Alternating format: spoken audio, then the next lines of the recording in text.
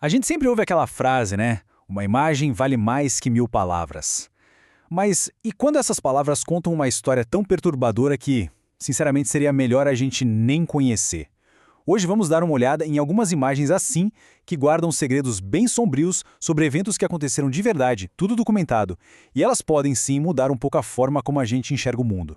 O mais impressionante é que as 3 histórias que vamos ver aqui aconteceram em épocas, lugares e contextos totalmente diferentes. Sabe, à primeira vista não tem nada a ver uma com a outra, mas todas elas carregam uma inquietação, uma coisa meio estranha que é perturbadoramente parecida. São registros reais, de fatos que rolaram mesmo. É como fazer uma viagem no tempo para investigar o que está por trás de cada um deles. Bom, então vamos lá. Nossa primeira parada é em Versalhes, na França. A gente volta para junho de 1939. Estamos prestes a ver um evento que meio que marcou o fim de uma era. A última execução pública que aconteceu no país. Imagina a cena. Já passava da meia-noite, escuridão total, e as pessoas começam a chegar. O curioso é que não teve nenhum anúncio oficial, mas mesmo assim, uma multidão se formou ali. O clima era tenso, mas ao mesmo tempo bizarro. Alguns bebiam, outros riam, faziam piada, como se estivessem esperando um show. E aí, um pouco antes das 3 da manhã, as portas da prisão se abrem.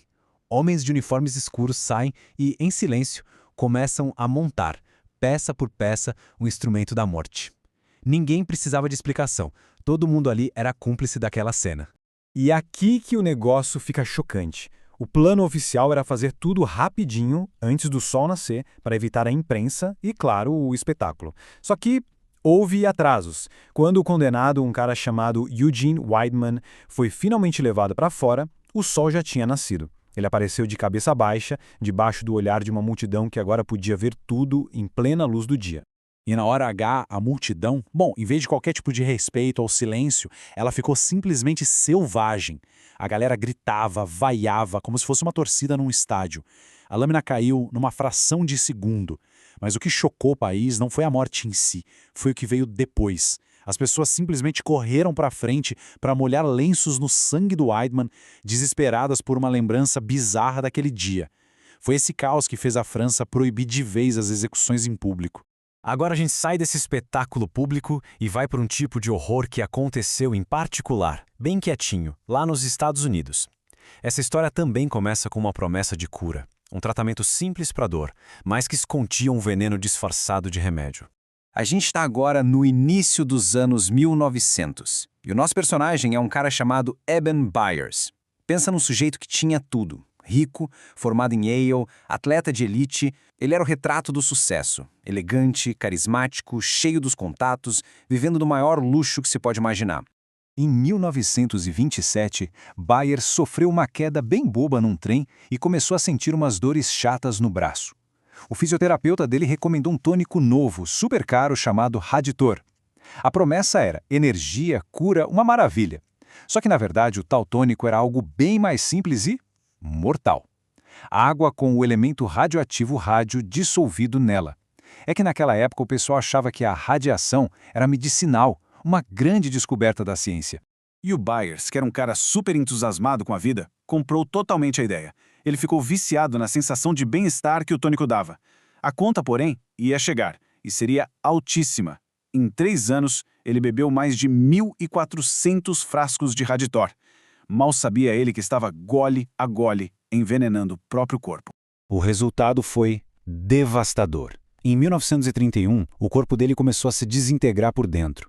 Aquele rádio que ele bebeu achando que era cura foi se depositando nos ossos, apodrecendo tudo de dentro para fora. Começaram a aparecer buracos no crânio dele, os dentes caíram. E aí, no clímax de todo esse horror, a mandíbula dele literalmente se soltou do rosto. Ele estava apodrecendo vivo. Eben Byers morreu em 1932, com 51 anos, e o corpo dele teve que ser enterrado num caixão de chumbo. 30 anos depois, quando exumaram o corpo para estudos, os restos mortais dele ainda estavam tão radioativos quanto no dia em que ele morreu.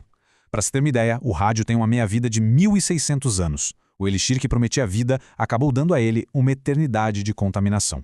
O que liga essas duas histórias de certa forma é a nossa relação com o sofrimento e como a gente lida com ele. E isso nos leva direto para a terceira história, que acontece num lugar super movimentado, do dia a dia, bem familiar, mas onde tudo pode mudar numa fração de segundo. E quando muda, a reação das pessoas ao redor revela algo talvez ainda mais desconfortável.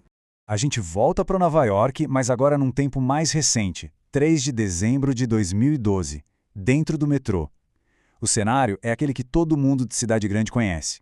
Milhões de pessoas juntas, mas cada uma na sua, trancada no seu próprio mundo. Existe uma regra que ninguém fala, mas todo mundo segue. Não se envolva, não olhe, não chegue perto. Ignorar o outro é uma forma de se proteger, mas é esse mesmo mecanismo que nos afasta. E essa normalidade toda foi quebrada por uma briga entre dois homens. Uma briga que escalou muito rápido. Um deles foi empurrado e caiu nos trilhos.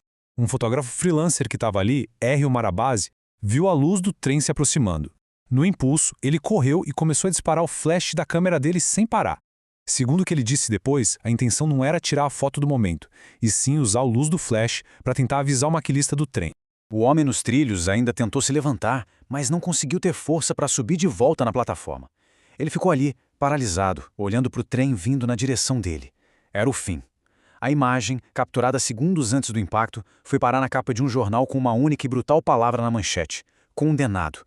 A vítima foi identificada, Ki-Suk Han. O homem que o empurrou, Naeem Davis, foi acusado de assassinato. Só que, no tribunal, a história ganhou outra versão. A defesa alegou que Han estava bêbado, que ele que começou a briga e que o empurrão foi uma reação de Davis para se defender. No fim das contas, o tribunal aceitou essa versão dos fatos. Davis foi absolvido de todas as acusações. Ou seja, a foto congelou um momento de terror, mas não contou a história completa. Então vamos pensar. Uma multidão sedenta por um espetáculo em 1939. Um homem envenenado pela falsa ciência em 1932. Um fotógrafo registrando uma tragédia em 2012. Parecem 3 momentos completamente aleatórios, perdidos no tempo. Mas tem um fio invisível que conecta tudo isso, o olhar de quem observa. Em cada uma dessas cenas, o desfecho foi, de alguma forma, moldado por quem estava apenas assistindo. Cada um desses eventos, do seu jeito, foi definido pelo ato de observar. Seja a curiosidade mórbida de uma multidão que transforma a morte em entretenimento. Seja a confiança cega numa promessa da ciência que leva à autodestruição. Ou a necessidade de registrar um momento trágico em vez de ajudar. Em todos os casos, o espectador, de uma forma ou de outra, fez parte da tragédia. Então o ponto central talvez seja esse. A forma como a gente se relaciona com o extremo, com o limite. Aquilo que deveria nos causar repulsa, sabe? A morte, o sofrimento, muitas vezes é o que mais nos atrai. E o mais desconfortável disso tudo talvez não seja o que aconteceu com essas pessoas, mas o nosso próprio comportamento quando estamos na posição de observadores. E isso nos traz de volta para os dias de hoje. Com câmeras nos nossos bolsos e tragédias sendo transmitidas ao vivo o tempo todo, a linha entre observar e participar ficou muito, muito tênue. Diante de situações como essas, qual seria a nossa reação? Será que a gente teria feito diferente? Em todos esses casos, tinha sempre alguém olhando.